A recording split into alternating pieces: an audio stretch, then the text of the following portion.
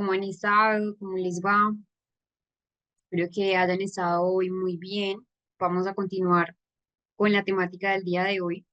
Ayer estábamos hablando, bueno, ya terminamos esa parte de las tres generaciones o los tres modelos y empezamos a hablar sobre las definiciones y las estrategias de la evaluación de la conducta humana.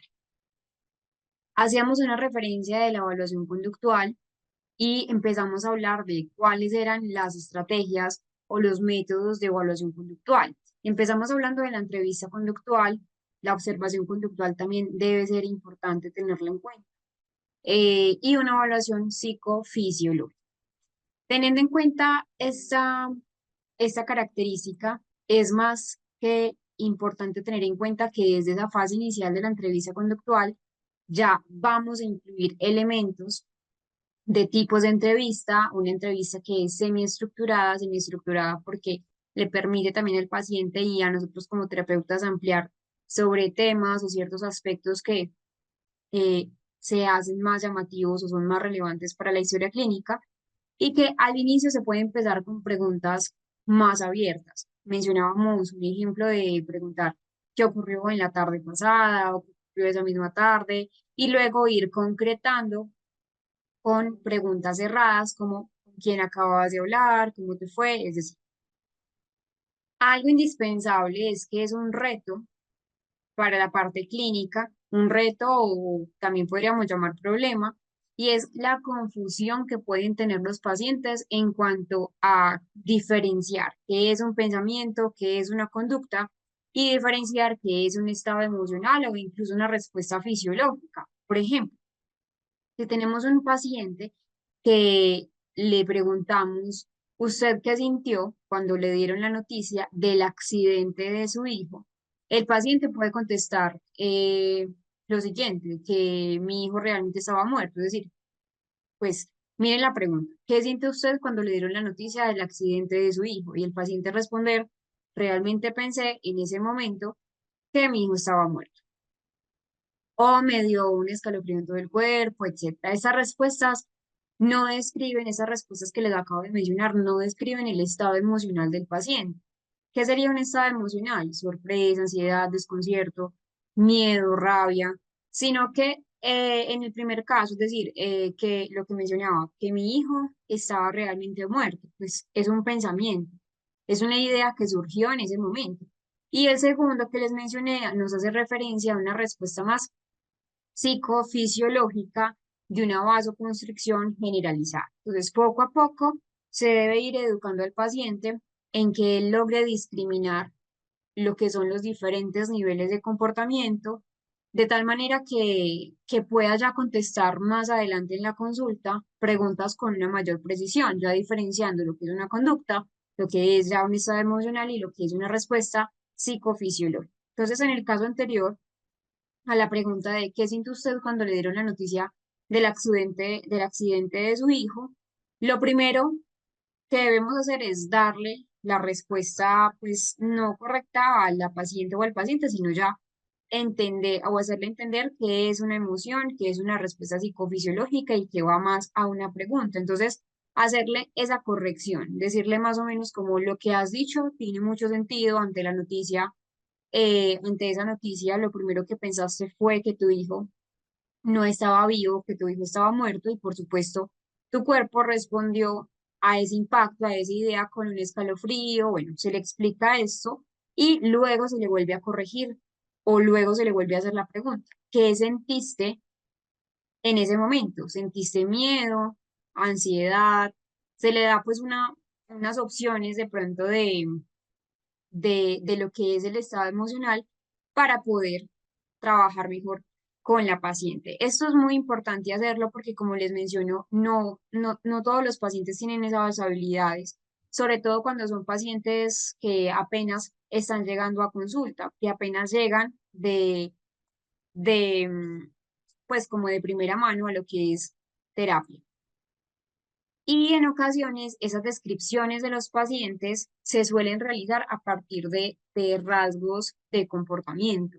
Por ejemplo, soy muy nervioso o tiendo a la depresión, soy una persona impulsiva. Entonces aquí es importante trabajar con el paciente esa operativización de esos rasgos a través de descripciones mucho más concretas, mucho más objetivas, mucho más precisas, como por ejemplo la tendencia a la depresión puede especificarse a través de descripciones del tipo movimientos más lentos, más o menos horas de sueño, una habitación de contacto social o el disfrute social, inexistencia de respuestas asertivas. Entonces, una forma de abordar este punto de preguntas, perdón, no, este punto de situaciones es preguntarle al paciente, por ejemplo, por manifestaciones de ese rasgo o de ese tipo y analizar ya como terapeutas más concretamente lo que ocurrió, ya se explora las características del entorno, ya se explora las características pues como de lo más general en el paciente. Entonces, eso era algo que estábamos hablando el día de ayer, que es muy importante tenerlo presente, porque eh,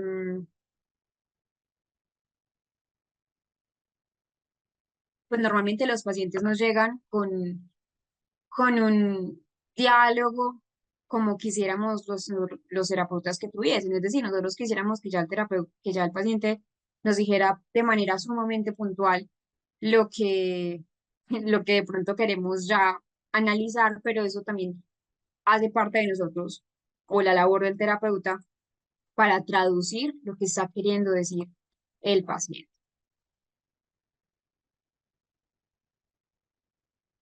Otra cosa sumamente importante es que, pues, un aspecto importante de la entrevista conductual, que era algo que hablábamos ayer, pues es recoger información sobre el proceso de generalización que ha tenido el problema en otras áreas diferentes. A partir de esa información que nosotros obtenemos en relación con este aspecto que les menciono, va a ser necesario esa evaluación más específicas en ciertos entornos del paciente, el lugar de trabajo o el instituto, pues, o el colegio en el caso de los niños, el conocimiento también de los entornos del paciente que están asociados al problema, a los desencadenantes del problema, va a ser un punto fundamental también para esa elaboración del programa de tratamiento, porque vamos a contemplar también esa generalización de tratamiento a los diferentes contextos.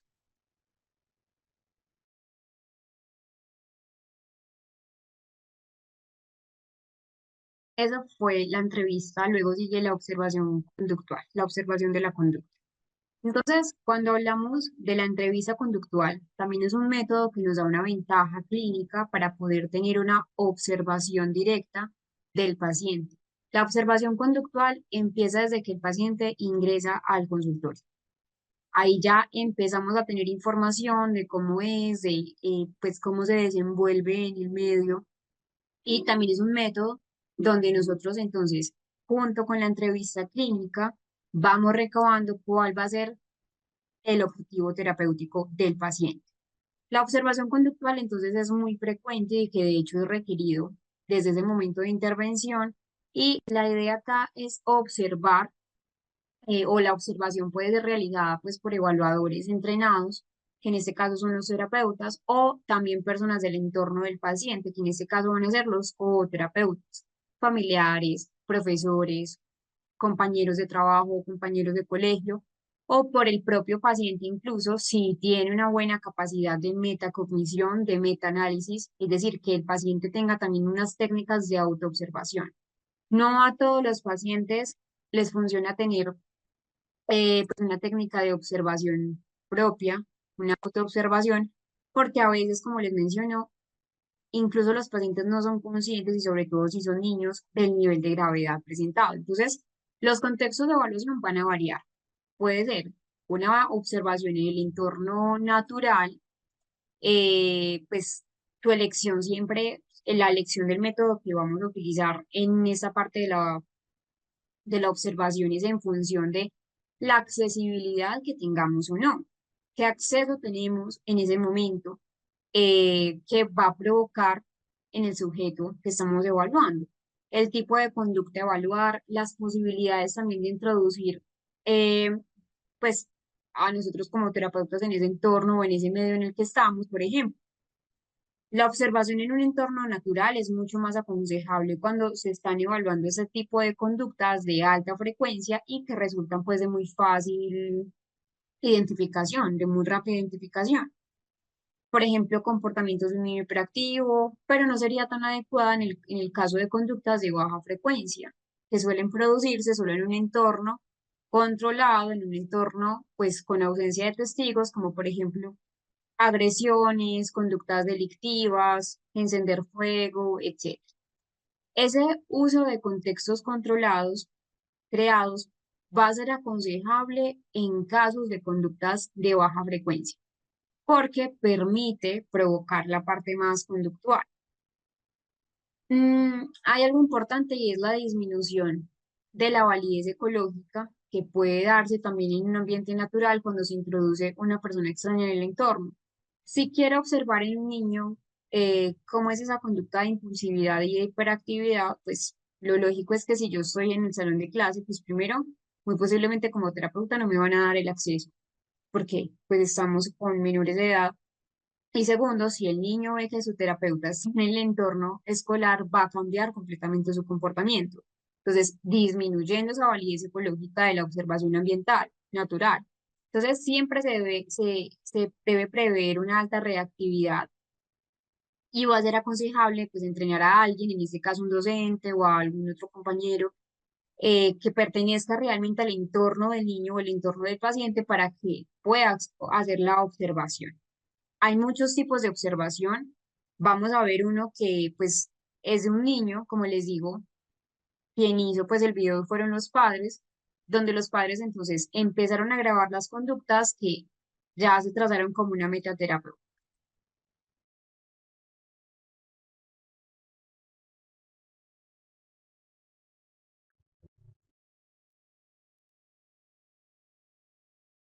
Tenemos realmente entonces estrategias de observación más frecuentes.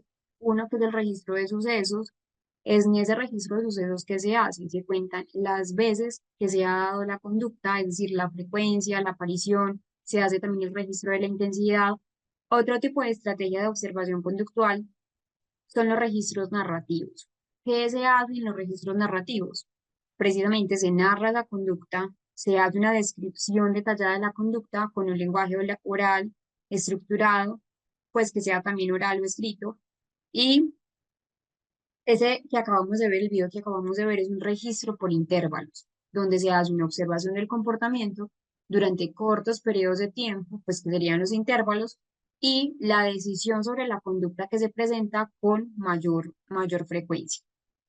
Las estrategias de observación más frecuente es una observación controlada, pero también tenemos una autovigilancia o un automonitoreo, ya para pasar a esa parte de la evaluación conductual con lo que es el registro de pensamientos automáticos.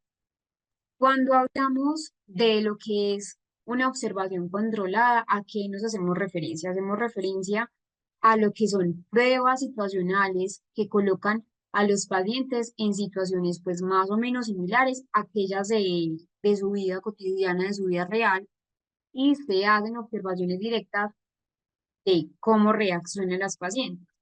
Esta observación controlada nos permite hacer un estudio sobre los patrones de comportamiento de los pacientes, nos permite observar el comportamiento en varios aspectos como el estado biológico, el estado cognitivo, pero tenemos otro que son la parte de un automonitoreo, de la autovigilancia, que la autovigilancia consiste en que los pacientes sirvan como sus propios observadores de sus propias acciones, de sus propias interacciones, y se visualiza esa perspectiva del paciente donde él mismo detecta esas cogniciones internas, esas conductas encubierto y también las conductas observables, medibles, que son las conductas externas.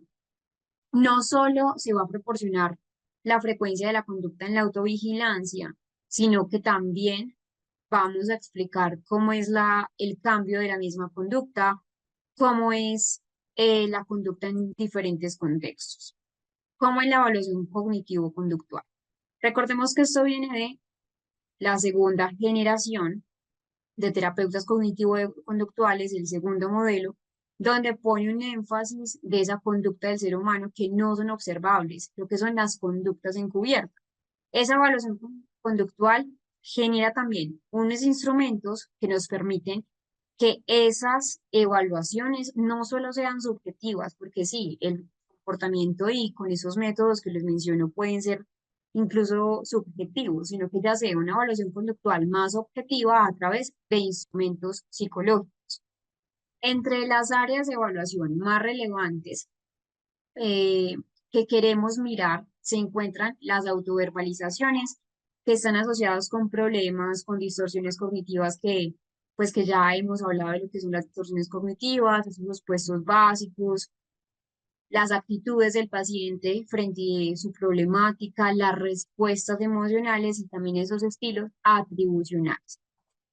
La evaluación conductual ha pasado eh, a incorporar conductas no observables directamente y ya ha propiciado el desarrollo de técnicas mucho más específicas para ese análisis y esa evaluación de los contenidos y los procesos cognitivos. Los procedimientos utilizados, que uno de ellos es el registro diario de pensamientos automáticos, con mayor frecuencia para la evaluación de los contenidos son estos. Son los autorregistros, los inventarios cognitivos antiinformados que también vamos a ver. Y ese es un ejemplo de registro diario de pensamientos automáticos distorsionados. Al principio, muy fácil que el paciente no lo sepa realizar porque no va a saber muy bien discriminar lo que es una respuesta racional y lo que es un pensamiento automático. Pero miren acá el ejemplo. Tenemos una fecha, que entonces era 8 de diciembre, todos fueron en diciembre, el 8, el 9 y el 11 de diciembre. La situación, acá que se pone en la situación, se describe el contenido del acontecimiento, el acontecimiento como tal. ¿Qué le generó al paciente? Pues una emoción que es desagradable. Y también se va a colocar la corriente de pensamiento o el recuerdo que motivó esa emoción desagradable. Entonces acá tenemos tres diferentes en tres fechas diferentes. Una carta a una amiga que se había casado hace poco. ¿Cuál fue la situación? Especificar tristeza, ansiedad o enojo. Y también se evalúa o se coloca el nivel de intensidad que trajo esa emoción, de 1 a 100 en una escala subjetiva. La persona se sintió culpable. Ese fue el estado emocional. Se sintió culpable. ¿Cuál fue el pensamiento automático? ¿Qué se registra acá? Se anotan los pensamientos automáticos que surgen ante esa situación o ante esa emoción. Y se debe evaluar el grado de las creencias de los pensamientos automáticos. Recordemos que algo que veíamos para Beck, que de hecho este registro de pensamientos automáticos o pensamientos distorsionados es muy del modelo de Beck, por eso se habla de la segunda generación, porque son ellos los que nos dan este tipo de elementos de evaluación conductual. Entonces, para las personas y pues para todos, los pensamientos automáticos son válidos, son creíbles, son 100% válidos a nivel subjetivo, aunque no sean racionales. Entonces acá se evalúa igual el grado de creencia de 0 a 100%. ¿Cuál fue el grado de creencia? Debía haber asistido a su boda. Un 90% fue el pensamiento automático que le sobrevino. La respuesta emocional, acá en este recuadro, ¿qué se debe hacer? Se debe anotar una respuesta más racional frente a estos pensamientos automáticos. Y también se debe evaluar el nivel de creencia racional que se tenga sobre ese pensamiento. Entonces, igual en la escala subjetiva, de 0 a 100. No me ha escrito, perdón, no me había escrito si estuviese enfadada. Y lo creen un 95%, lo más racional. ¿Cuál es el resultado? Baja la culpabilidad. Y así sucesivamente veamos esto. Pensaba en todo lo que tenía que hacer durante el fin de semana. Esto fue el 9 de diciembre. Se sintió ansiosa en un 40% de intensidad en la escala de emoción subjetiva. ¿Cuál fue su pensamiento automático inmediato? No conseguiría hacerlo todo. Es demasiado para mí. Lo creía en un 100%. ¿Y cuál fue la respuesta racional? Otras veces he sentido, perdón, otras veces he hecho más. Además, no tengo por qué hacerlo todo. Un 80%. y bajó la ansiedad, el resultado, en un 25%.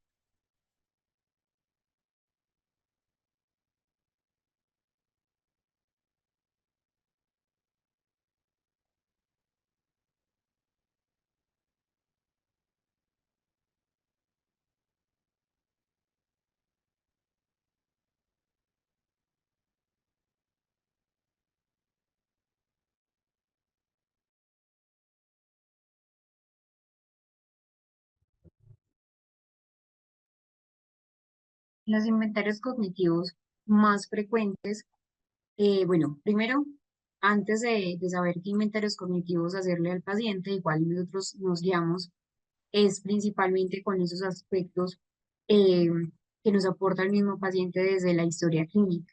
Es decir, pues la idea o la idea sería aplicarle diferentes cuestionarios a los pacientes, pero por practicidad, pues la idea es enfocarnos solamente en esos aspectos más relevantes que van a centrarnos más en la historia clínica. Entonces, cuando hablamos de lo que son esos cuestionarios o más bien esos inventarios, en un momento corrijo algo de la pantalla.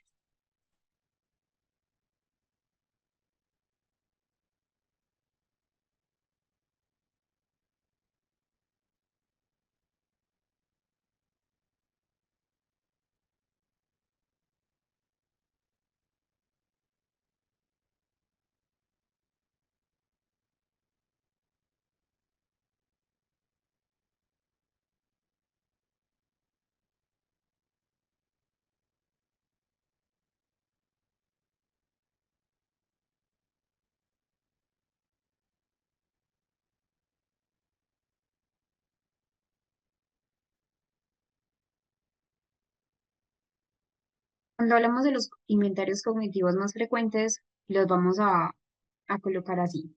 Para depresión, para ansiedad, miedo y fobias, para trastornos de la conducta alimentaria, para mirar cómo son esas habilidades sociales del paciente y en muchos casos para ver también esas relaciones de pareja. Entonces, desde terapia cognitivo-conductual, los inventarios cognitivos los vamos a utilizar para evaluar esos pensamientos automáticos, esas creencias disfuncionales, esos inventarios, por ejemplo, de pensamientos automáticos está el inventario, el IPA, el cuestionario de estilos de pensamiento, el inventario de creencias disfuncionales, es decir, hay cuestionarios específicos para cada estilo de pensamiento y como es la evaluación psicofisiológica. Cuando hablamos de una evaluación psicofisiológica, pues es muy reciente que se está incorporando en la evaluación, principalmente porque tiene un alto costo, es decir, no es algo barato la evaluación psicofisiológica, entonces en muchas partes pues no le involucran, pero acá en esa evaluación psicofisiológica se incorpora en los procesos de ansiedad cómo va a ser las áreas de intervención y que está también vinculado con esos avances tecnológicos, como les menciono, no cuenta con el valor de implantación que debería estar, pero que sí, esa evaluación del componente psicofisiológico tiene un papel central en diferentes ámbitos. Primero, en el proceso de evaluación y el tratamiento de los trastornos que se relacionan con esa alteración psicofisiológica, también en la evaluación y el tratamiento de la psicopatología que pues, frecuentemente cursan con síntomas somáticos, por ejemplo, en el trastorno de estrés postraumático, en el trastorno de ansiedad y depresión, en la detección también, en esa detección de pacientes simuladores, un paciente simulador es un paciente que no tiene realmente pues un componente o de ansiedad o de temor, sino que va por una ganancia secundaria, que son muchas las ganancias secundarias, puede venir por pensión o puede venir también por una atención y una validación y, y valoración del mismo terapeuta, es decir, necesita un tratamiento pero pues no viene por el motivo de consulta principal. Y que también se identifican esas vulnerabilidades en algunos pacientes con algunos trastornos. Esa evaluación del componente psicofisiológico ha sido frecuentemente relegada, como les he mencionado, eh, que a veces no se tiene la valoración de ese impacto psicofisiológico, a veces solo se deja autoinformes, pero que incluso pueden ser subjetivos, y que el caso, por ejemplo, de trastornos de ansiedad, si tenemos en cuenta esos datos de las investigaciones, se debe considerar esa evaluación psicofisiológica como un factor sumamente indispensable para la valoración clínica.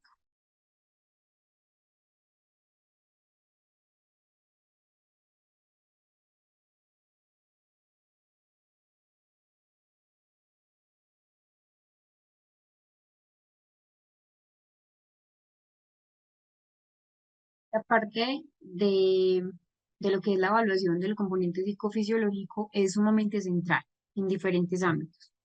De hecho, ese componente psicofisiológico, pues a pesar de los resultados de investigación que ha podido mostrar en la parte de la psicofisiología clínica, pues sí que de hecho da mucha utilidad clínica, en esos momentos sigue siendo pues pocos los psicólogos clínicos o las entidades clínicas que utilizan estas técnicas psicofisiológicas para el diagnóstico, para la evaluación y el tratamiento de los trastornos a nivel mental. Por la comodidad o incluso ese bajo acceso que pues a nivel económico que tienen las evaluaciones psicofisiológicas y también porque es mucho más cómodo los autoinformes para la parte clínica, aunque de pronto la fiabilidad de los datos no sea tan clara. Desde el punto de vista metodológico, sí se han propuesto diseños de baterías de evaluación psicofisiológica que sean estandarizadas mediante medios de pronto más informáticos, pero que como les digo, la utilidad de este tipo de evaluaciones dentro de la evaluación conductual es mucha, sin embargo, pues no todos los psicólogos lo utilizan. Hay una aplicabilidad diferencial de los métodos de evaluación conductual. Entonces, primero es la diversidad de métodos y también de muchos instrumentos de evaluación, pues que es una de las fortalezas también de ese paradigma de la terapia cognitivo-conductual, y que cada método, cada instrumento es diferente, es aplicable, es útil en función o que debe ser útil en función de cada problema, en función de cada de objetivo, también en la población, el contexto en el que se plantee el uso. Entonces, acá hay que tener en cuenta para la aplicación de los métodos de evaluación ciertas características. Lo primero es que como tenemos pacientes diferentes, diferentes contextos o incluso diferentes culturas, se deben aplicar diferentes formas de evaluación. No todos los pacientes tienen el mismo nivel de desarrollo intelectual, entonces es importante ver esa capacidad cognitiva, que va a ser un factor también determinante en en la decisión de qué método de evaluación va a ser más efectivo. Por ejemplo, en las pacientes que de pronto esa capacidad cognitiva es reducida, quizás no tomar la decisión de los autoinformes, la evaluación de los elementos más básicos, el grado también de afectación del funcionamiento cognitivo, es decir, los datos del paciente también van a estar acá, como es esa parte cognitiva, si el paciente entonces tiene daños neurológicos, si está bajo efectos de los medicamentos, hay un deterioro cognitivo o no, y la posibilidad también de incorporar otros evaluadores, otros autoinformantes, pues otros, perdón, heteroinformantes al caso clínico. Entonces, como la familia, los profesores, otras personas de la institución en el que se encuentra el paciente. Sí hay que tener en cuenta que la aplicabilidad de los métodos de evaluación de manera individual va a estar más afectada por variables. Lo primero es esa reactividad al método de evaluación. Algunas formas de evaluación afectan a las variables medidas cuando son utilizadas en algunos contextos, en algunas circunstancias o incluso en algunas personas y que pueden modificar la ocurrencia. Por ejemplo, es de sobra conocido ese efecto regulatorio que existe, pues el efecto regulatorio que puede existir en las autoobservaciones sobre la conducta monitorizada y que generalmente se reduce la frecuencia. También el coste de los métodos de evaluación, pues el uso de algunos métodos de evaluación como lo que es la observación en vivo, la observación o la evaluación psicofisiológica requiere sí una cantidad de tiempo, una cantidad de recursos que a veces pueden hacerlos muy difíciles, incluso no solamente para evaluación, para evaluadores, sino también para los mismos pacientes. Entonces, por eso se usa otro tipo de evaluaciones. ¿Cuáles son otros métodos de evaluación conductual? Una evaluación naturalista, donde entonces acá se observa directamente a la persona en un ambiente, en una interacción real. Como les menciono, hay una limitación y es que si yo voy al hogar o voy a lugares como el colegio, pues quizás no va a ser tan fehaciente, no vaya a ser tan objetiva la observación, a no ser que yo esté observando pacientes internos en un hospital o incluso esa observación de un proceso en psicoterapia, allí sí. Y el objetivo general de una observación naturalista es darnos datos, pues teniendo en cuenta ese medio natural de cómo se comporta el paciente. Esta observación naturalista es diferente a la observación controlada. ¿Por qué?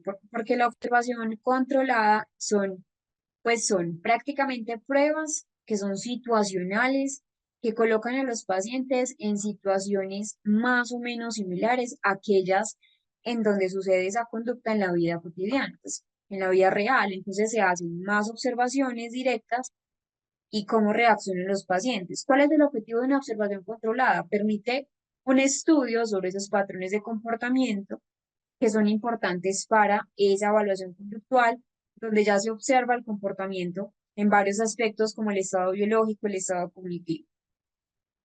Tenemos también esa autovigilancia o el automonitoreo, que entonces consiste en que las personas sirvan como observadores de sus propias acciones, de sus propias interacciones.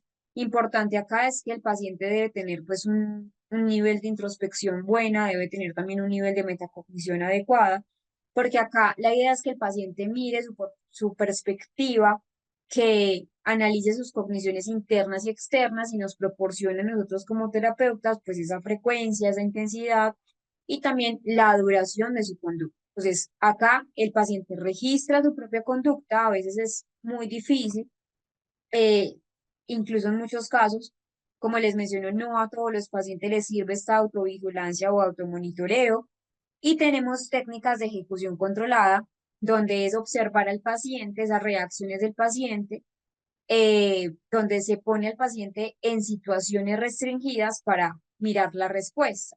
Algunos, por ejemplo, en este caso, son evaluaciones psicofisiológicas, pero más que todo, esas técnicas de ejecución controlada es para eh, datos investigativos.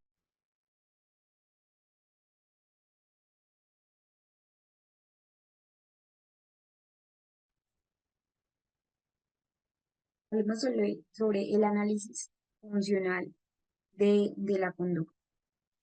Cuando hablamos del término funcional, entonces va a ser usado de dos maneras diferentes. El primer uso que se le da es el efecto que una conducta tiene sobre el medio. Dicho de una manera diferente, es el propósito o esa función del comportamiento que va a tener una persona sobre su entorno, sobre el medio en el que está. Por ejemplo, la función de los gritos de un niño de 3 años puede ser el atraer la atención de sus papás. Y un segundo uso que se le puede dar al término funcional de la conducta es la relación de contingencia que se va a establecer entre dos variables, generalmente entre un acontecimiento pues, ambiental y una clase de conductas, donde una va a cambiar en función de la presencia o la ausencia de la otra. Un ejemplo muy coloquial o un ejemplo pues muy común, haciendo una analogía, es las ventas de un vendedor de independiente que aumentan cuando está presente el dueño de la tienda y que descienden cuando está el dueño ausente. Es decir, ambos usos que les mencioné, ambos usos del término son relevantes para ese análisis funcional del comportamiento, en el sentido de que esas relaciones entre comportamiento y ambiente adquieren su forma en un contexto de aprendizaje sobre la conducta que opera en el medio. Ese análisis funcional de la conducta tiene unas fases, y realmente consiste en llevar a cabo un análisis individual de las conductas específicas propias del paciente, en el que se van a establecer las variables que van a determinar la conducta y que se pueden controlar para el cambio. Desde el punto de vista más terminológico, esa evaluación funcional hace referencia al primer término, pues, es decir, evaluación es una recogida de información para la formulación de una hipótesis. Y cuando hablamos de un análisis funcional, es un proceso ya más detrás de contrastación de las hipótesis que se hicieron en un principio. La primera fase se pueden recabar en tres. La primera fase es una fase más descriptiva del problema, una identificación de los datos sobre esas variables relevantes del problema, cuáles son los reforzadores de la conducta problema del paciente, de esa conducta disfuncional. Luego tenemos una fase interpretativa, donde acá se hace una formulación de hipótesis sobre las relaciones causales entre las variables que se identificaron y luego tenemos una tercera fase que ya es una fase de verificación, el momento en donde se ponen a prueba de manera experimental las hipótesis previamente formuladas. Acá, en esta fase C o la fase 3 que es la fase de verificación, ya acá es el análisis como tal descrito, es decir, ya aquí es el momento de manipulación de los factores que causan el problema en el paciente. Si pudiéramos decir una definición de lo que es el análisis funcional de la conducta, se los voy a leer de manera puntual. Es el conjunto de métodos y podríamos decir que también métodos y técnicas que organizan la información, la recogen, la ponen en hipótesis, ponen esa hipótesis sobre los antecedentes de la conducta, de la parte problemática, de las consecuencias, y que también se miran esas otras variables que van a afectar la función. Recordemos que toda conducta tiene una función en terapia cognitivo-conductual, que son también los factores que se debe mencionar. Esta hipótesis funcionales deben cumplir varios criterios. El primer criterio es que debe estar basado en la información que se ha obtenido previamente en la fase de recogida de datos, es decir, en la entrevista clínica, en la observación conductual y en los autorreportes del paciente o en los cuestionarios. Luego se deben especificar esas variables que sean medibles, que sean contrastables y que sean manipulables y que el paciente y las personas implicadas, por ejemplo, los papás o los docentes o compañeros de trabajo, estén de acuerdo con ese modelo de las hipótesis que estamos trabajando. El análisis funcional lo que hace es pretender aportar esas respuestas o esas hipótesis sobre las causas o no que tenga una conducta o un comportamiento en una persona. Busca identificar cuáles son las necesidades particulares del paciente a través de un determinado comportamiento. Por ejemplo, dentro del contexto de los trastornos del neurodesarrollo, no se trataría solo de identificar qué causa las autoagresiones o qué causan los movimientos estereotipados, por ejemplo, en una persona con autismo, sino más bien cuál es el propósito de las conductas, cuál es el propósito de las estereotipias, cuál es el propósito de las autoagresiones, qué función en ese diagnóstico del neurodesarrollo está teniendo esa conducta. Sí, es disfuncional, pero ¿cuál es la función? Entonces, la pregunta siempre en el análisis funcional de la conducta es pues, y teniendo en cuenta esos tres criterios que les menciono, es para qué le sirven al paciente las conductas en su vida.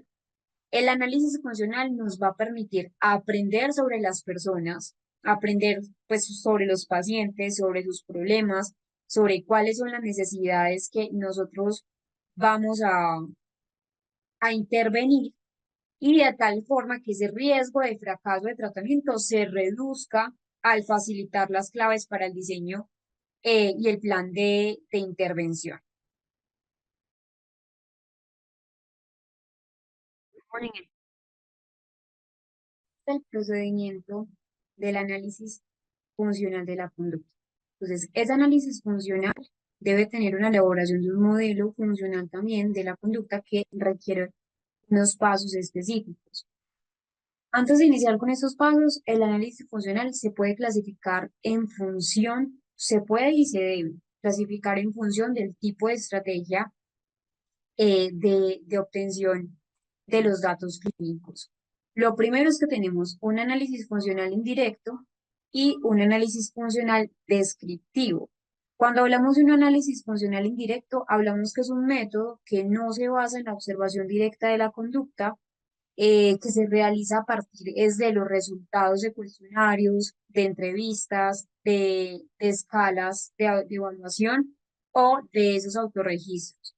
Y pues otras herramientas donde la información pueden ser completada por la entrevista y personas cercanas, es decir, esos autorregistros y heterorregistros también. Pero también tenemos un análisis funcional descriptivo. Esto entonces va acá antes incluso de ese primer paso. Como en la parte descriptiva, acá entonces no solamente la observación y la manipulación directa de la conducta en el medio natural en el que se produzca o en los contextos análogos, sino que también tiene hojas de registro pues, de observaciones sistematizadas. Para los terapeutas más ortodoxos, ese es el auténtico análisis funcional. Es análisis funcional más descriptivo en vez del indirecto, porque es el único que implica una manipulación directa del entorno del paciente. Sin embargo, ese análisis funcional descriptivo es mucho más útil, sí, cuando el objetivo que queremos es evaluar las interacciones entre los miembros de la familia, por ejemplo, o una conducta disruptiva de un adolescente en clase, mientras que ese indirecto es más adecuado en la exploración de un caso de depresión o un trastorno de pánico. ¿Cuáles son los pasos? Lo primero es que debemos saber qué está pasando con el paciente, cuál es la definición de la conducta. Aunque en terapia cognitivo-conductual podemos trabajar varias conductas, siempre debemos tener una conducta meta. Vamos a identificar esos antecedentes de la conducta objetivo. ¿Qué pasa antes de que se dé la conducta? ¿Qué desencadena la conducta? Y también una identificación de las variables del organismo que van a ser las moduladoras. También vamos a identificar esas consecuencias en función de la conducta objetivo. Antes de realizar el análisis funcional, es esencial también definir de forma clara, de forma pues, precisa, lo que es la conducta problema, lo que es la conducta que queremos cambiar. Y esto incluye entonces también en dar una definición en términos más definidos, en términos específicos y también con ejemplos concretos de qué es la conducta. Es decir, a veces incluso para definir la conducta con unos heteroevaluadores va a ser con ejemplos claros de cómo se podría dar en el contexto natural la conducta en un paciente. Entonces, esos ejemplos o las definiciones más operativas de las quejas presentadas por las personas nos van incluso a ayudar más a saber qué está pasando en la conducta de una persona. Veamos algunos ejemplos. Es, mi hijo se porta mal, ¿cierto? ¿Qué queremos evaluar? Por ejemplo, si yo digo, bueno, mi hijo se porta mal, hay muchos aspectos de un mal comportamiento, entonces nunca obedece la primera orden, no recoge sus juguetes, llora, grita en el supermercado, o me siento mal, pues, pero sentirnos mal es muy amplio. Tiene sentimientos de tristeza y desesperanza, la conducta de llorar. Miren que acá también estamos con cubiertas, conductas encubierta.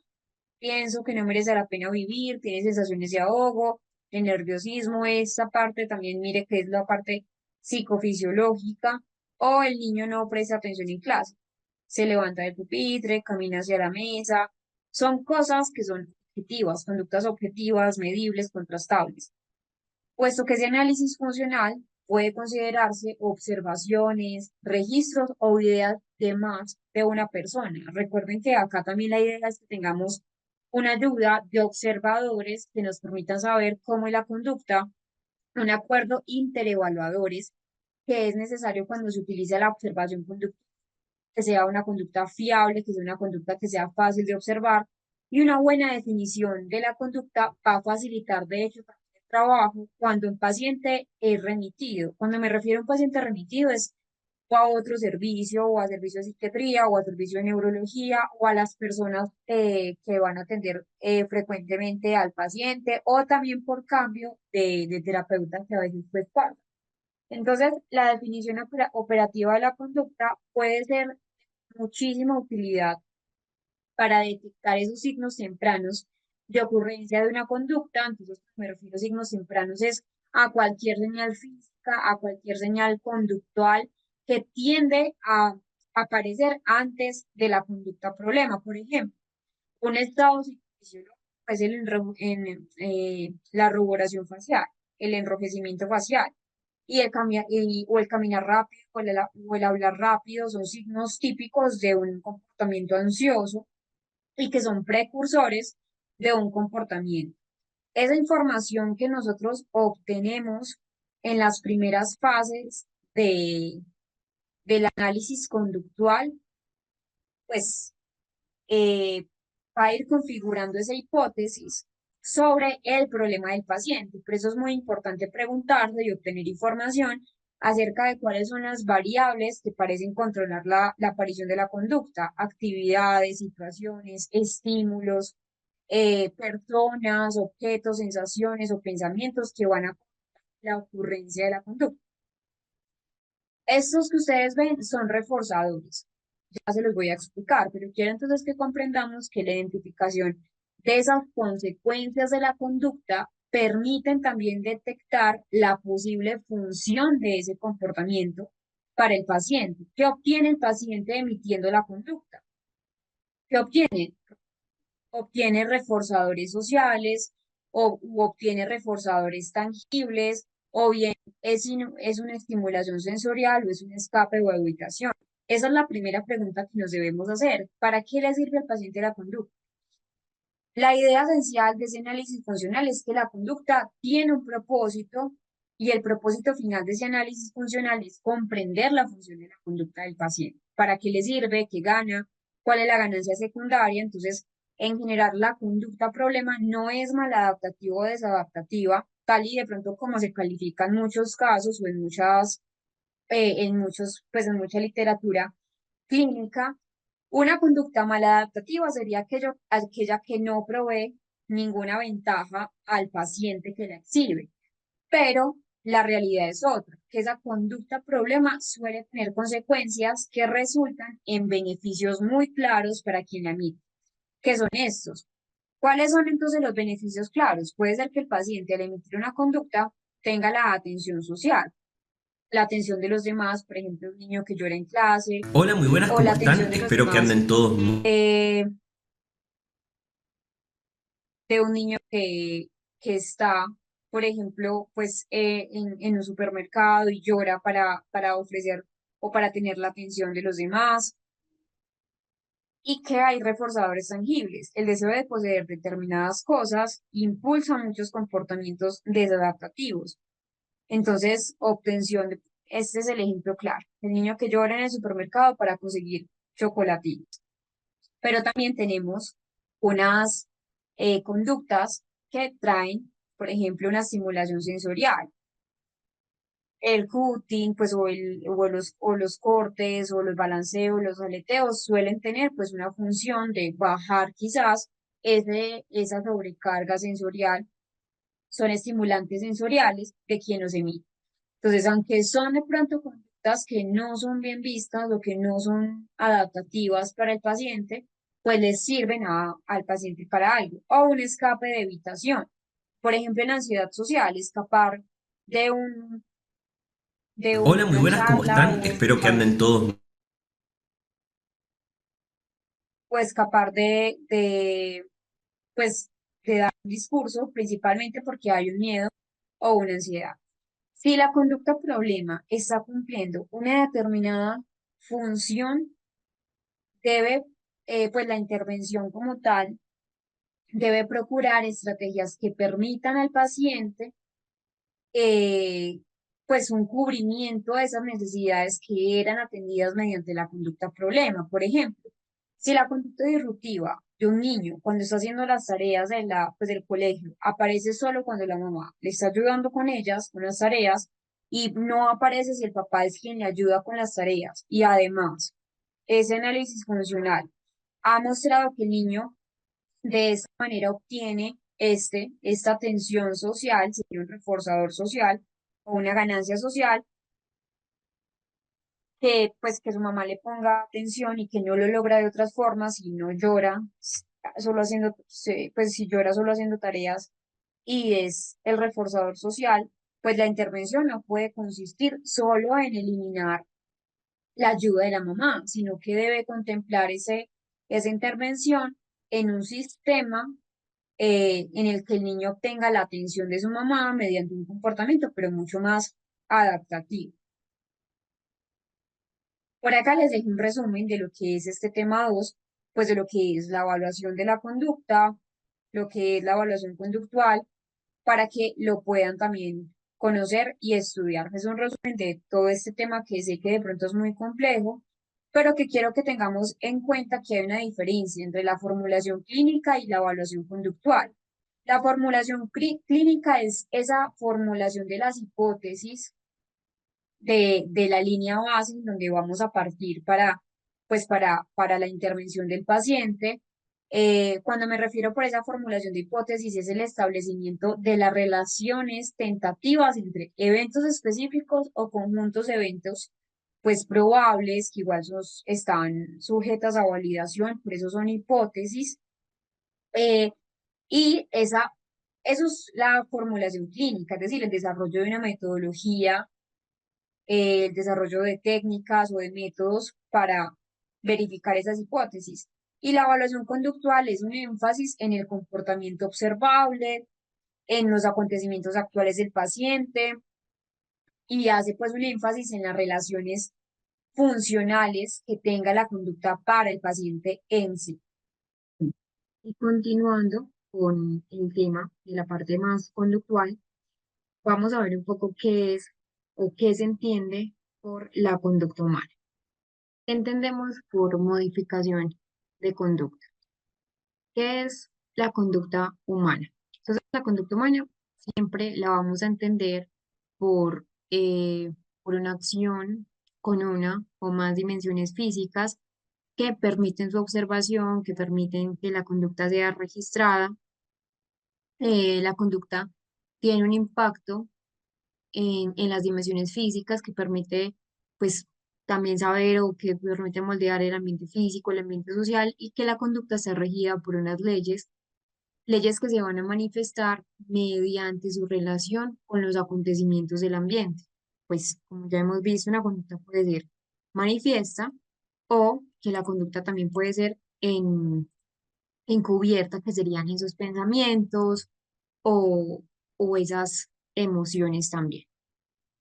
Entonces, la conducta humana no es una característica estática de una persona. Es decir, si uno dice que alguien está enfadado, no estamos diciendo la conducta de esa persona, simplemente pues es una etiqueta, ¿cierto? Es una etiqueta emocional. Pero si uno describe que la persona que está enojada, entonces tira la silla o que azota la puerta y se va a la habitación, ya es una descripción de una conducta que sí se etiqueta como ira. Las conductas tienen una o más dimensiones que se pueden medir y que podemos medir la frecuencia también de la conducta. Es decir, se puede contar el número de veces que se produce una conducta. Por ejemplo, cuántas veces se para una persona de clase. También se mira la duración de una conducta, el tiempo transcurrido desde que se inicia hasta que la conducta se detiene. Y que también podemos medir la intensidad de una conducta. Esta parte de la frecuencia, la duración y la intensidad son las dimensiones físicas a las que yo les estaba explicando de una conducta. Las conductas pueden ser observadas, pueden ser descritas, pueden ser registradas por otros o por la misma persona. Acá vemos un ejemplo típico de una conducta. Tenemos lo siguiente. José entrega a su profesor los ejercicios de modificación de conducta con una semana de retraso con la excusa de que tuvo que ir a visitar a su abuela. El profesor acepta la justificación sin ningún tipo de penalización. José tampoco hizo el examen de historia e igualmente se disculpó. Entonces, miren acá, hay un reforzador. Entonces, el profesor pues, se disculpó con el profesor achacando la falta a la enfermedad de su abuela también en este caso. ¿Cuáles son las conductas de José? Mentir. Mentir es la conducta y que tiene unas características topográficas. Es una acción, algo que él dijo, es una acción verbal y que se produjo en dos ocasiones, lo que sería la frecuencia de la conducta y que las acciones fueron observadas por sus docentes y que tuvieron un efecto sobre el ambiente social. Veamos otra. Samantha es una niña de 6 años con un leve retraso en el neurodesarrollo que asiste a clases de educación especial. Cuando la maestra está ayudando a otros alumnos y no le presta atención, mire lo que habíamos hablado ahora de los reforzadores sociales, de qué busca una persona o qué busca pues un paciente con la conducta que está ejerciendo. Cuando la profe no le presta atención, grita, golpea su cabeza contra la mesa o el suelo y siempre que Samantha se golpea la cabeza, la maestra deja lo que está haciendo, la toma en brazos y la trata de consolar. Miren que esto ya es un reforzador de la conducta. Como Samantha entonces siempre se golpea, ya la profe deja de hacer lo que estaba haciendo para que Samantha se calme. Le dice a Samantha que se calme, le asegura que todo estará bien y le da un abrazo. Muchas veces hace que se sienta en su regazo y acá se identifican las 5 características de la conducta en Samantha. Lo primero es que se golpea la cabeza, ¿cierto? Es una conducta. Es una acción que Samantha repite en varias ocasiones, varias veces al día, y la profe pues lo observa y lo registra. Entonces miren que acá tenemos la topografía de la conducta. La modificación de conducta tiene como objetivo promover ese cambio a través de técnicas de intervención psicológica para poder mejorar el comportamiento de una persona y de esta forma que ellos desarrollen sus potencialidades, que tengan más oportunidades disponibles en su medio y que también optimicen su ambiente y acepten actitudes y valores de sus conductas. El área de modificación de conducta también se va a relacionar con el diseño y aplicación de esos métodos de intervención que permitan el control de la conducta para, al fin y al cabo, producir el bienestar del paciente. ¿Cuáles son algunas características de modificación de conducta?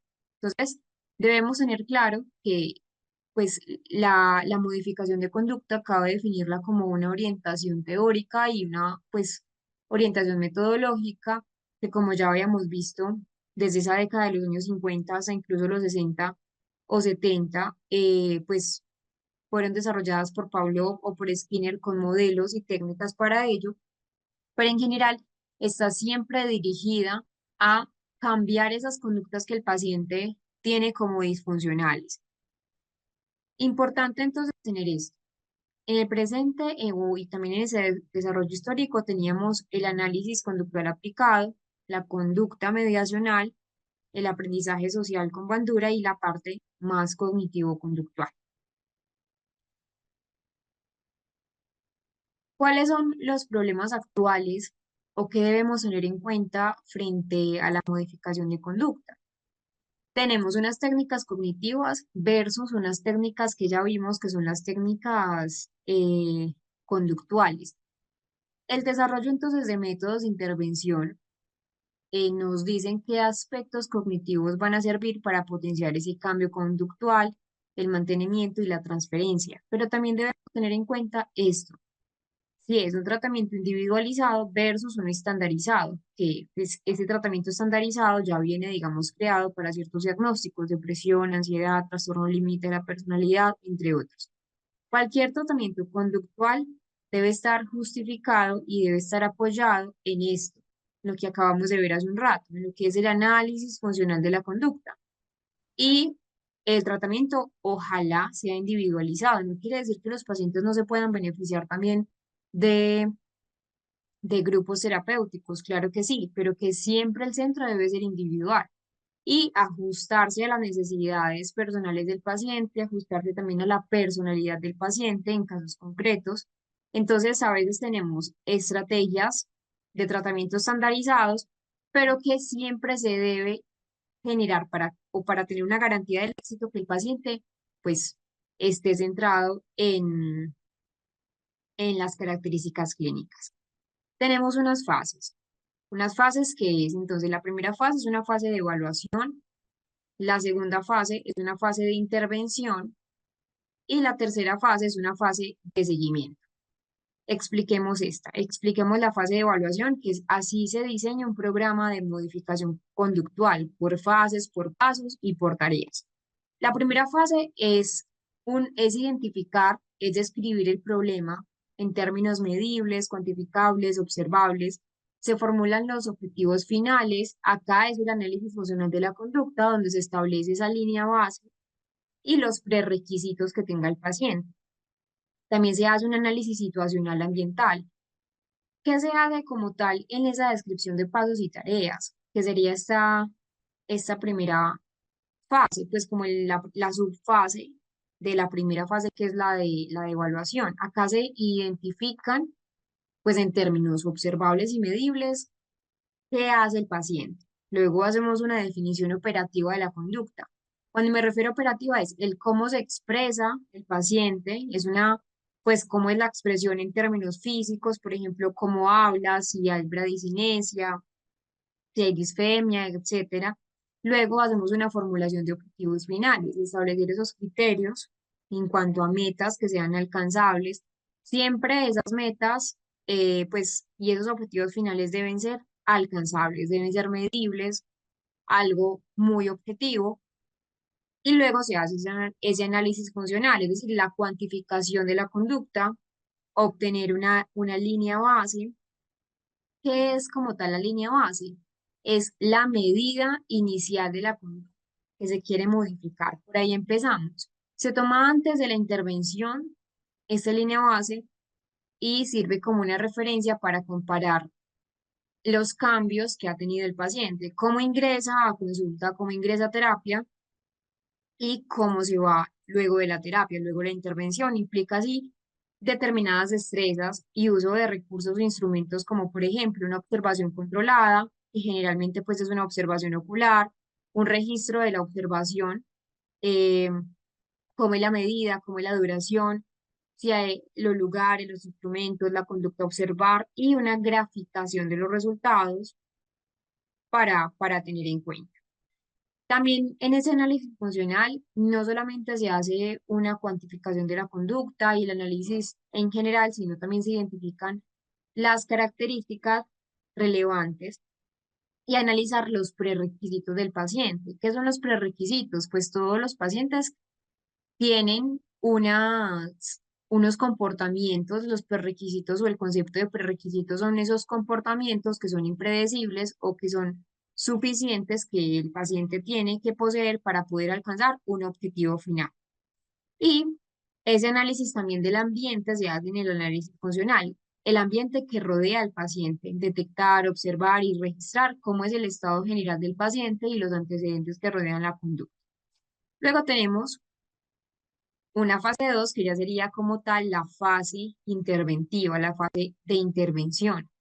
Lo primero que se hace es formular la hipótesis de intervención. Se redacta, luego se hace una elaboración del programa, que es una formulación de objetivos, eh, cuáles van a ser los criterios, cómo es el análisis de tareas, cuáles son los reforzadores que se van a elegir. Luego, las técnicas y los recursos, es decir, cuál es el lugar, cuánto tiempo va a durar, quién o quiénes van a ser las personas que se harán cargo también del programa a aplicar. Luego, una aplicación como tal del programa, pues ahí ya se desarrollan las técnicas y recursos de forma organizada. Y por último, tenemos una evaluación continua de la intervención. Siempre, y bueno, eso va a transversalizar todo, siempre debemos hacer una observación y un registro, más bien una revisión de cómo se están dando el proceso de intervención en el paciente. Y por último, tenemos un desvanecimiento del programa. Pues la idea es que en este desvanecimiento, que también pues es una atenuación, el paciente pues ya se retiran los reforzadores, se retiran esos recursos de manera paulatina y se sustituyen por unos recursos más naturales, por reforzadores más naturales. Siempre en esta fase 3 que es una fase pues de seguimiento, se hace un seguimiento del programa a corto y a largo plazo. La idea es que no se abandone el paciente. En muchos casos, cuando ya el paciente termina las consultas o termina el proceso de terapia cognitivo-conductual, recuerden que es de corte breve.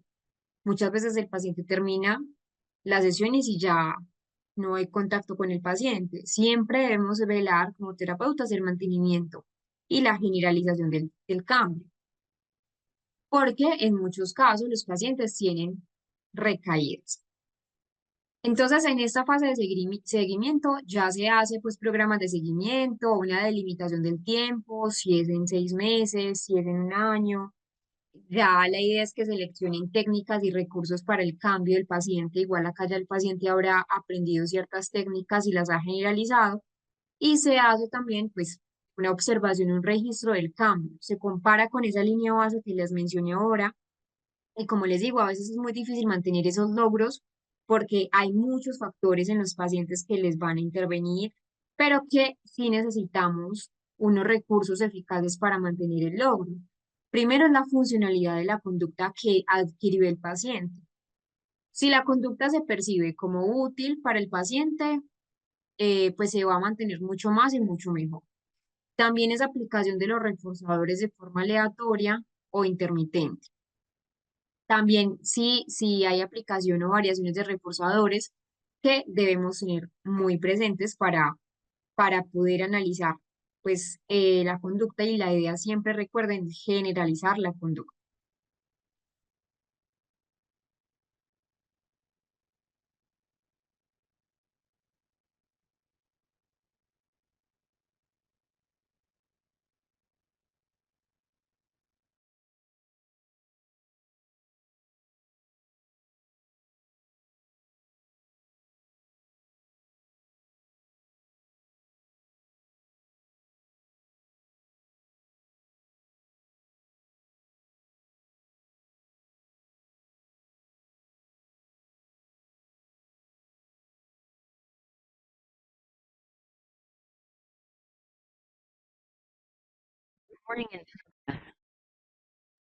Vamos a hablar de lo que son las técnicas a nivel conductual. Lo vamos a separar en lo que es una técnica cognitivo-conductual y lo que es técnicas a nivel cognitivo. Empecemos con las técnicas conductuales.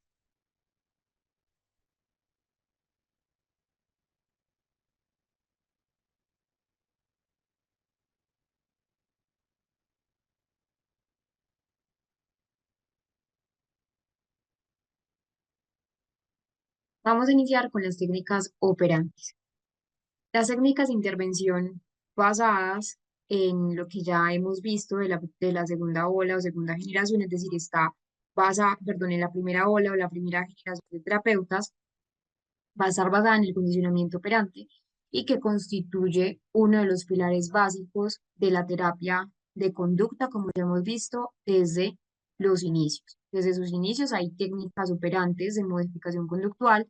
Esas técnicas operantes empezaron a desarrollarse, como ya habíamos mencionado, en la primera generación de terapias y que se han mantenido hoy en día, se mantienen incluso en la actualidad y siguen plenamente vigentes porque han mostrado que pues, es un cuerpo de procedimientos altamente eficaces y lo convierte realmente en un elemento frecuente en muy buena parte de los programas de tratamiento cognitivo-conductual en la actualidad, aunque incluso hemos tenido ya un avance de segunda generación y primera generación, todavía se utiliza técnicas operantes netamente y que realmente es un ingrediente fundamental y que a veces se combina técnicas operantes con técnicas, por ejemplo, de segunda o tercera generación. Pero a veces muchos terapeutas ortodoxos sí solo utilizan técnicas netamente operantes. De hecho, por ejemplo, las técnicas operantes en ámbitos más desde la educación infantil, desde la regulación de interacciones sociales, sí van a utilizar. Vamos a iniciar por las técnicas para el incremento y el mantenimiento de conductas.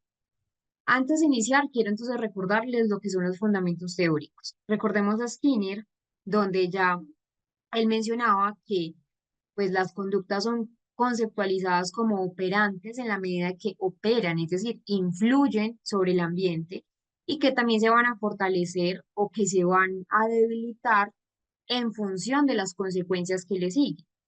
Hay unos principios muy característicos que ya habíamos mencionado entre las conductas y los sucesos ambientales.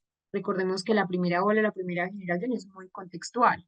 Entonces acá, muy del contexto. Entonces acá tenemos el reforzamiento, tenemos el castigo, reforzamiento o reforzadores positivos y negativos, presentación de un estímulo positivo o la retirada de un estímulo negativo, que sería un reforzador negativo. Después siempre o debe ser contingente a la emisión de la conducta.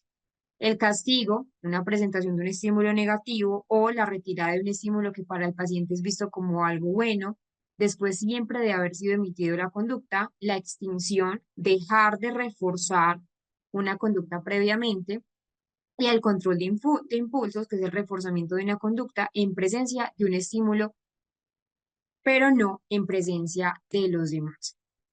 Empecemos por esto. ¿Lo que es el refuerzo?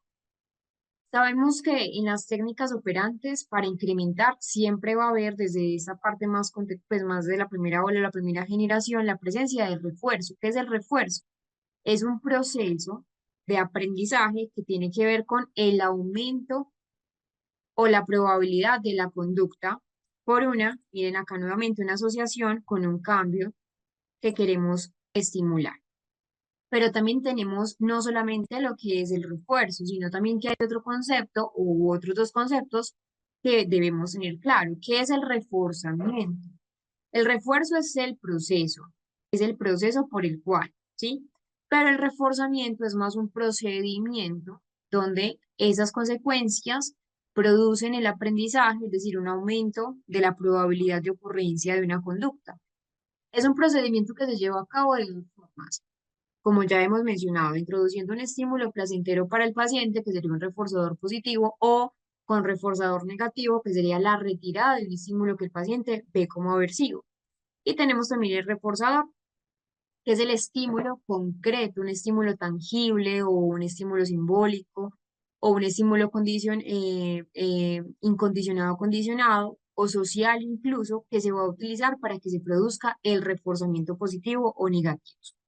Estos principios del reforzador, del reforzamiento y este principio también de refuerzo que es el que les acabo de mencionar, son los que van a sustentar todas las técnicas operantes eh, que pues van a diferir en función del tipo de efecto conductual que queremos tener. Vamos a tener en cuenta cuáles son los tipos de reforzadores. Estos son los reforzadores positivos. El reforzamiento positivo, entonces ya hemos hablado que es cuando una conducta se incrementa ante la presencia de un estímulo que el paciente percibe como agradable, gratificante, como una consecuencia de realización de la conducta. Deben ser contingentes. Esos reforzadores positivos, importante que tengamos muy presente, no son sinónimo de recompensa, no son sinónimo de premio. ¿Por qué? Porque la diferencia fundamental entre ambos es que para que podamos hablar de reforzamiento es necesario que se incremente la conducta que le precede, mientras que en el premio la presentación de un estímulo ante una respuesta no necesariamente la hace más probable de que se repita nuevamente la respuesta. Entonces, por ejemplo, acá, la cuestión de si un determinado premio es un reforzador positivo solo se puede responder de un modo empírico. ¿Cómo así? Cuando se comprueba realmente que eh, ese premio, entre comillas, aumenta la frecuencia de la conducta, pues tras la aparición de ella. Entonces hay que tener muy presente que no todos los estímulos son igualmente gratificantes. Por ejemplo, pues nosotros debemos tener en cuenta también las características de cada paciente. No a todas las personas les va a gustar los mismos reforzadores. Por ejemplo, no a todos los niños les gustan los chocolates. Y cuando les gustan, es decir, ni cuando lo son de forma similar en todas las circunstancias. O puede que hoy quieran un chocolate y mañana ya estén hostigados de ello. Entonces, puede que sí les gusten los chocolates a un niño y no tiene que aparecer en cualquier momento. Entonces, o incluso debe tener en cuenta que estos reforzadores, sobre todo tener en cuenta que esos reforzadores primarios que ya voy a explicar, pueden llegar a un estado de saturación. Es muy importante observar los efectos del estímulo agradable o placentero que nosotros seleccionamos sobre una conducta antes de pronto de poder afirmar que está funcionando como un reforzador positivo. Por ejemplo, esos reforzadores primarios incondicionados tienen un efecto breve en el tiempo porque normalmente nos causan, pues nos hostigan donde ya el valor reforzante está solamente asociado a las necesidades básicas del ser humano, principalmente a qué? A la comida. Como menciono acá, esos reforzadores primarios no siempre mantienen su valor reforzante porque tienen un alto grado de hostigar al paciente, de llenar al paciente. Cuando me refiero a llenar, pues no solamente por la comida, sino porque realmente lo hostiga.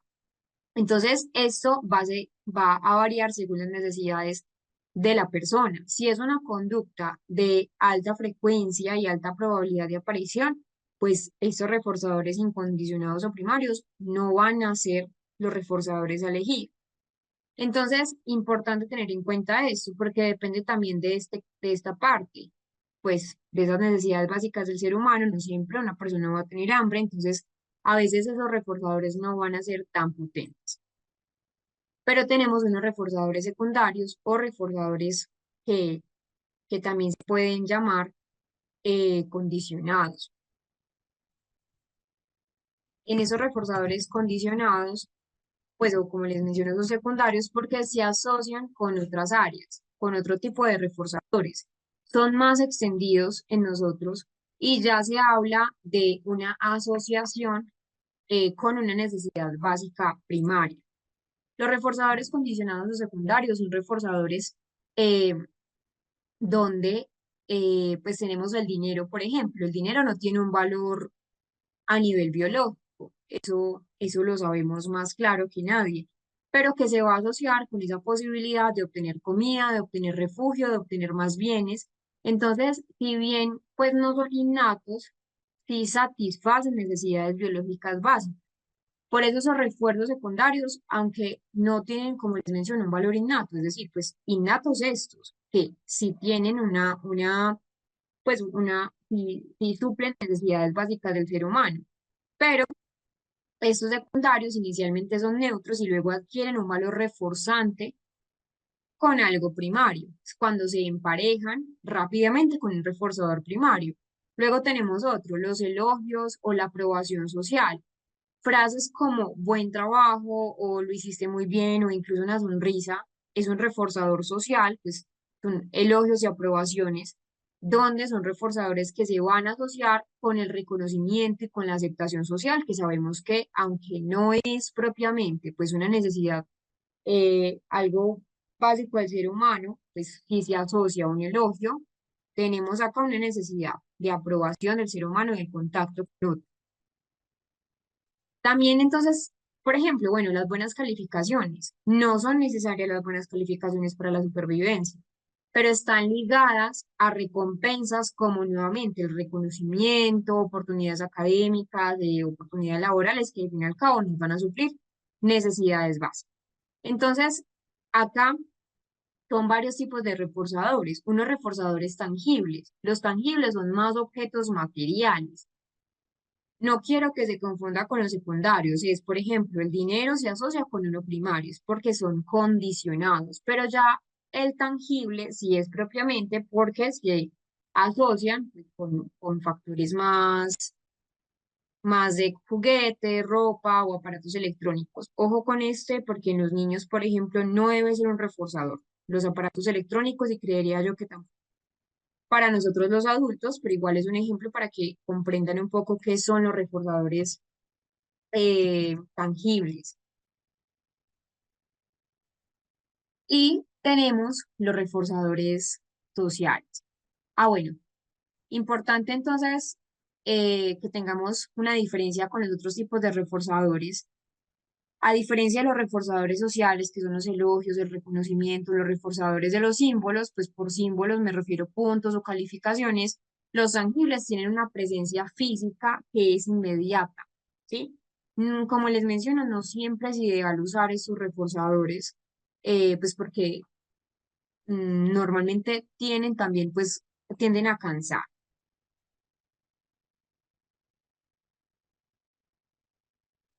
Y posterior tenemos los reforzadores sociales, que de hecho pues los reforzadores sociales son los reforzadores que más favorecen a la conducta.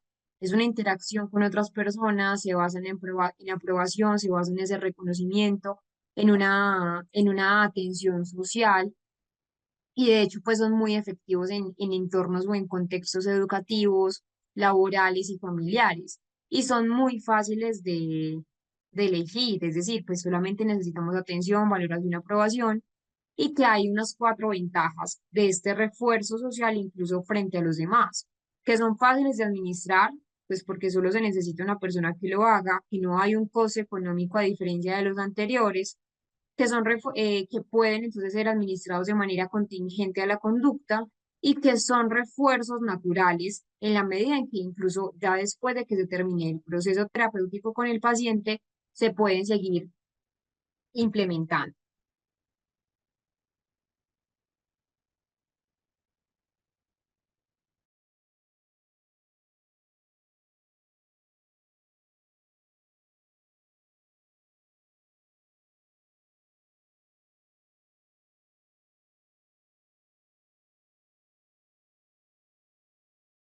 Eso es con el reforzamiento negativo. Entonces, el reforzamiento negativo es el aumento de la probabilidad de que se repita una conducta cuando se retira un estímulo que es aversivo y que siempre esta parte de los reforzadores deben ser contingentes a la conducta.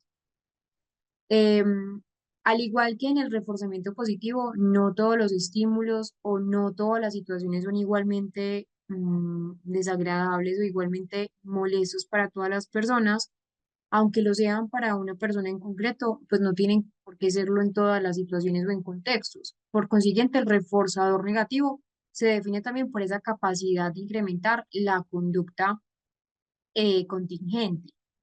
Los programas de reforzamiento o esas técnicas de reforzamiento eh, deben ser reglas que van a describir cómo fomentar, cómo incrementar y también cómo mantener una conducta en función de esa aplicación de los mismos reforzadores, una vez siempre que se emita la conducta.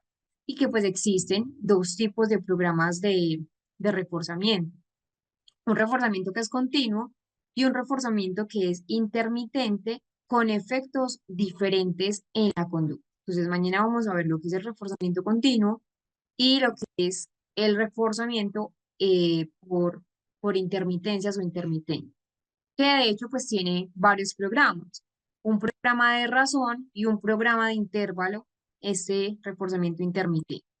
Entonces mañana vamos a entenderlo para entender las técnicas operantes para adquirir nuevas conductas. Entre ellas, entonces, está la modificación del ambiente físico, el modelado, que de hecho, pues, también lo habíamos revisado con Bandura. Vamos entonces a poner paso a paso. Entonces, vamos a dejar la clave hasta acá. Espero que estén muy bien y que mañana entonces nos podamos volver a encontrar. Que descansen muchísimo.